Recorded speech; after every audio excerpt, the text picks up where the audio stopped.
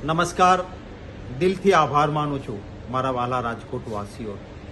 અમે એક પીડિતોના ન્યાય માટે 1 મહિનાથી લડત ચલાવી, એમાં આપ સૌનો પ્રેમ, સહયોગ અને આશીર્વાદ મળ્યા. આજે માસિક તિથિ નિમિત્તે અમે અપીલ કરી હતી કે રાજકોટવાસીઓ, આપ અડધો દિવસ રાજકોટ બંધ રાખો, મૃતકોને શ્રદ્ધાંજલિ અર્પણ કરો અને પરિવારો ઉપર જે દુઃખ આવી પડ્યું છે એમાં મદદરૂપ બનો. હું હૃદયપૂર્વક આભાર માનીશ કે આપણું સૌરાષ્ટ્રનું હૃદય એ ધબકતું છે અને સંવેદનશીલ છે, કારણ કે રાજકોટ એ સૌરાષ્ટ્રનું હૃદય છે. આપે સૌએ માનવતાના ઉત્તમ દર્શન કરાવ્યા, જડબે સલાક રાજકોટ બંધ રાખ્યું. એ માટે સમગ્ર કોંગ્રેસ પક્ષ વતી આપનો ખૂબ હૃદયપૂર્વક આભાર માનું છું.